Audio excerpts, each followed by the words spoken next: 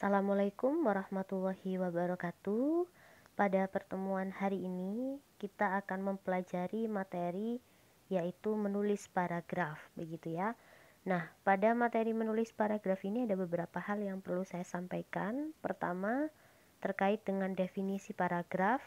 Menurut Gani, paragraf itu didefinisikan sebagai bagian-bagian dari kalimat-kalimat yang berhubung-hubungan secara utuh dan padu serta merupakan kesatuan pikiran, begitu ya. Jadi dari pendapatnya Gani ini kita bisa menarik simpulan bahwa sebuah paragraf itu dikatakan sebagai paragraf kalau dia itu terdiri atas beberapa kalimat. Artinya sebuah paragraf itu minimal harus terdiri atas dua kalimat sehingga bisa disebut sebagai paragraf. Nah, untuk paragraf ini harus memenuhi dua syarat, yaitu satu dan padu, begitu ya. Nah, untuk unsur-unsur pembentuk paragraf itu ada beberapa macam, begitu. Yang pertama itu adalah gagasan pokok, kemudian ada kalimat utama, lalu ada kalimat penjelas, dan yang keempat ada konjungsi. Nah, masing-masing unsur ini akan saya jabarkan. Yang pertama itu adalah gagasan utama atau nama lainnya adalah gagasan pokok, ide utama, pokok pikiran, pikiran pokok. Ya, bahkan juga ada yang menyebutnya sebagai topik paragraf. Itu sama saja, begitu. Nah, untuk gagasan utama ini di dalam sebuah paragraf dia merupakan hal yang paling penting, begitu ya. Jadi dia itu adalah inti dari sebuah paragraf yang membangun keseluruhan isi dalam sebuah paragraf. Nah, kemudian gagasan utama ini terkandung di dalam sebuah kalimat yang dinamai sebagai kalimat utama. Jadi yang namanya gagasan itu tidak bisa tanpa adanya kalimat utama, ya. Oleh karena itu, kadang pengertian kalimat utama dengan gagasan utama ini sering dikaitkan dengan seorang ibu hamil yang mengandung anaknya. Sehingga ibu hamilnya disebut sebagai kalimat utama, anaknya itu disebut sebagai disebut sebagai gagasan utama. Begitu ya. Nah, kalimat utama itu ketika ada sebuah paragraf, maka satu kalimat utuh itu dianggap sebagai kalimat utama. Namun, untuk gagasan utama itu mengikuti pokoknya. Jadi, kalau kalimatnya sudah pendek, kalimat utamanya sudah pendek, nah itu berarti sudah termasuk gagasan utama gitu ya. Tapi kalau kalimat utamanya panjang, ngalur ngidul, berarti itu kita harus mencari inti dari kalimat utama itu sebagai gagasan utamanya. Nah, sisanya itu disebut sebagai kalimat pendukung ya. Jadi di luar kalimat utama disebut kalimat pendukung. Lalu yang keempat itu disebut sebagai konjungsi atau transisi gitu ya, untuk menghubungkan antar kalimat gitu ya, antara kalimat yang ada dalam paragraf.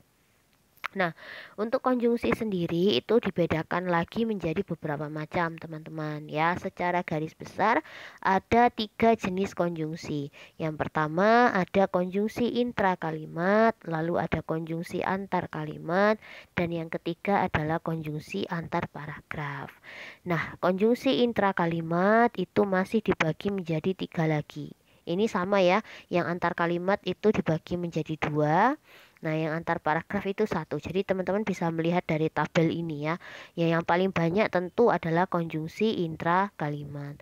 Konjungsi intrakalimat untuk konjungsi korelatif ini selalu ada 2 ya. Nah, contohnya baik maupun, jangankan pun, bukan hanya melainkan, entah-entah, ini disebut intrakalimat korelatif.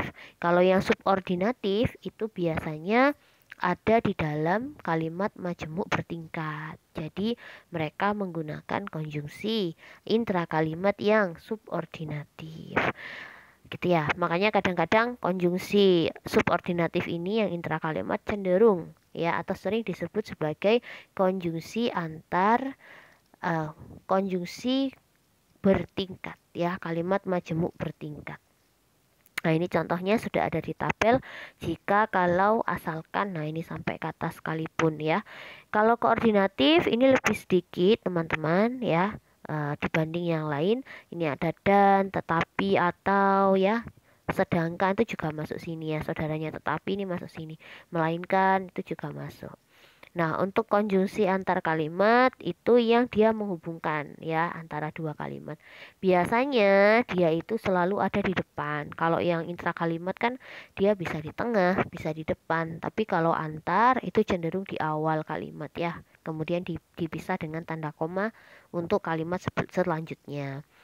Nah, yang antar paragraf ini cuma satu jenis aja ya. Jadi di samping, oleh karena itu berdasarkan jadi. Nah, ini jenis antar paragraf. Di dalam sebuah paragraf itu ada yang namanya penanda kebahasaan, teman-teman ya. Penanda kebahasaan ini memudahkan teman-teman untuk menulis sebuah paragraf itu supaya satu dan padu. Yang pertama ini adalah penanda kebahasaan berupa penunjukan. Contohnya itu tersebut demikian ini, atau dalam bahasa Inggris itu disebut sebagai reverse to, atau istilah dalam bahasa Indonesia disebut kata rujukan ya. Kemudian ada penggantian. Nah, contohnya ini kata ganti, maksudnya semua jenis kata ganti, teman-teman. Kata ganti orang, kata ganti memiliki ya, kata ganti menunjukkan tempat, sana dan sini, ini termasuk penggantian. Lalu pelepasan ini biasanya kita sengaja menghilangkan gitu ya, supaya nyambung dengan kalimat sebelumnya gitu ya. Sengaja dihilangkan ya.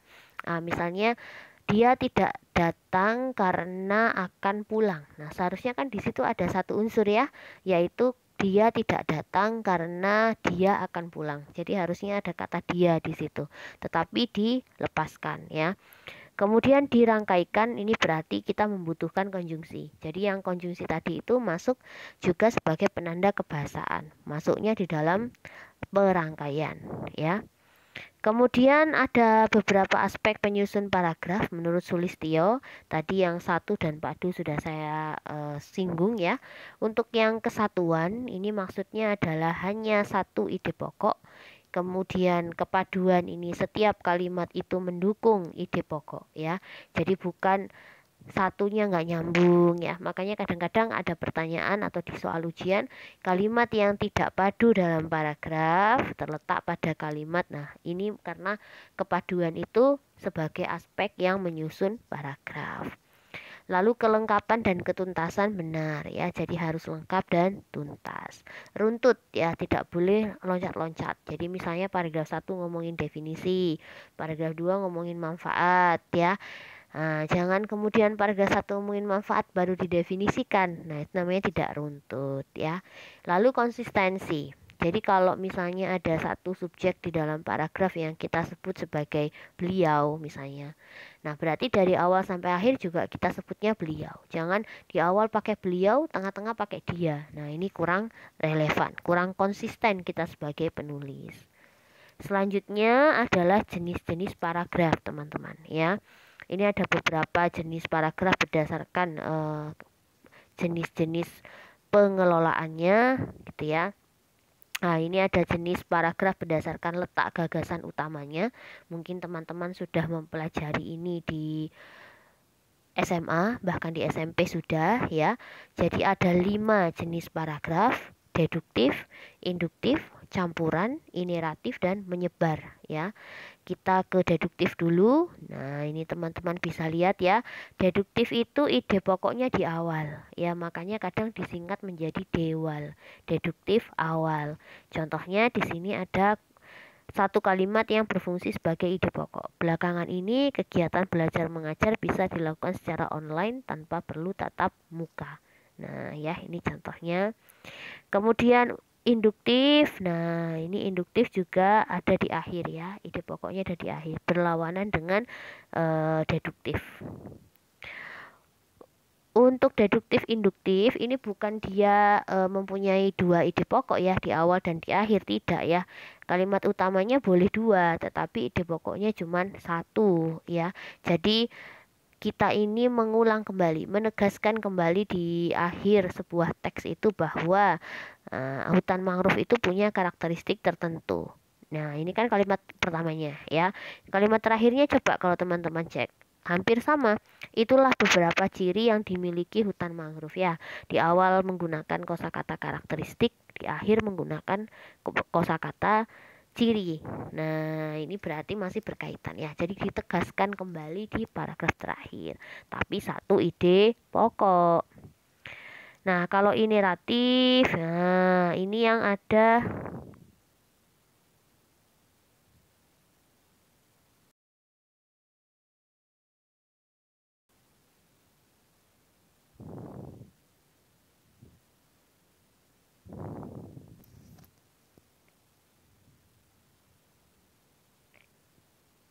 untuk paragraf ineratif ini ya, saya ulangi kembali. Paragraf ineratif ini paragraf yang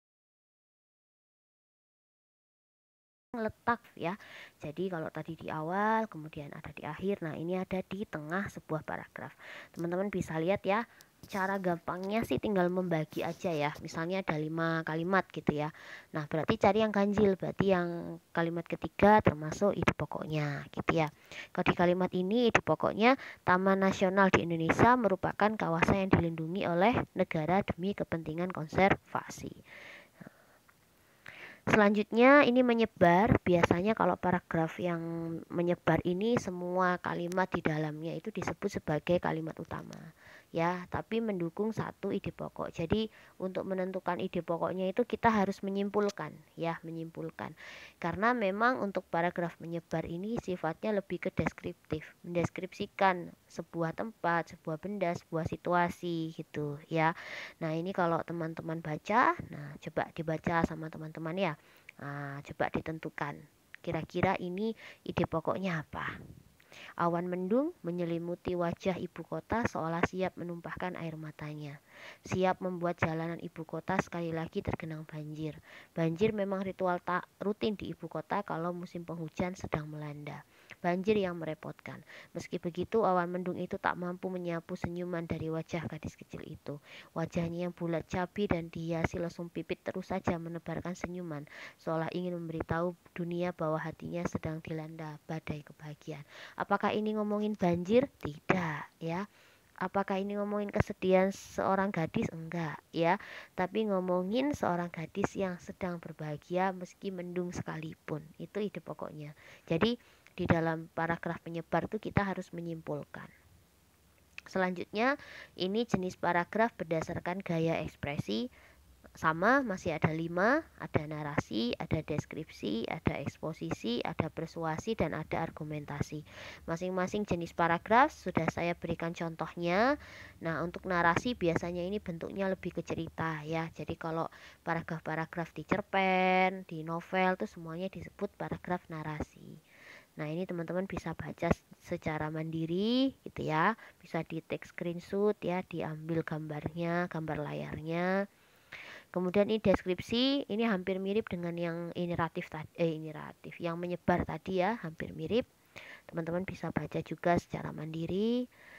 Nah, untuk yang eksposisi ini tujuannya memang untuk menjelaskan ya, sehingga di dalamnya masih ada opini-opini sedikit itu tidak apa-apa ya.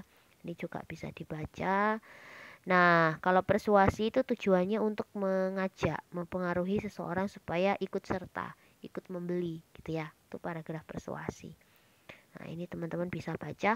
Umumnya kalau paragraf persuasi itu mudah dikenali ya, dari kalimat terakhirnya atau kalimat kedua sebelum terakhir itu mudah dikenali. Pasti di situ ada kalimat ajakannya. Nah, ini teman-teman coba dibaca kalimat terakhirnya. Langkah solutifnya, mari semikan tumbuhan-tumbuhan hijau di sekitar kita. Ada ajakannya di situ, mari. Nah, itu mengajak ya. Lalu paragraf argumentasi ini murni adalah sebuah opini gitu ya, mayoritas, tetapi tetap ada faktanya. Nah, ini kalau teman-teman lihat di paragraf ini ya, kalimat terakhirnya ada faktanya, berakibat naiknya polutan udara sebanyak 125%. Ini fakta gitu ya. Tetapi kalimat ini dibuka dengan opini gitu ya. Bahkan kalimat keduanya pun masih sama. Kendaraan bermotor menjadi sumber utama. Berdasarkan apa ini? Nah, ini masih pendapat ya. Lalu berdasarkan urutan, ini ada paragraf pembuka, ada isi dan penutup. Ini mudah sekali ya. Kalau pembuka itu berarti ada di awal sebuah teks ya, ada di atas-atas gitu. Yang enggak harus paragraf 1 sih ya, tapi memutlak paragraf 1 adalah paragraf pembuka. Nanti kalau paragrafnya ada 4, Misalnya dalam satu teks bisa jadi ya paragraf 1 dan 2 disebut paragraf pembuka. Paragraf ketiga disebut sebagai paragraf isi gitu ya. Nah, yang paragraf terakhir disebut sebagai paragraf penutup. Itu bisa saja ya, mungkin terjadi.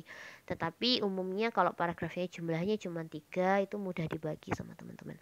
Oh, paragraf 1 pembuka, tengah isi, terakhir penutup. Nah, itu bisa dikenali ya. Baik, teman-teman, ya saya rasa itu saja yang bisa saya sampaikan pada penjelasan terkait materi paragraf. Saya rasa teman-teman sudah sangat mahir dalam hal ini karena dulu di SMA mungkin sudah begitu banyak mendapatkan materi ini untuk persiapan ujian ya. Saya rasa sudah cukup. Saya akhiri. Wassalamualaikum warahmatullahi wabarakatuh.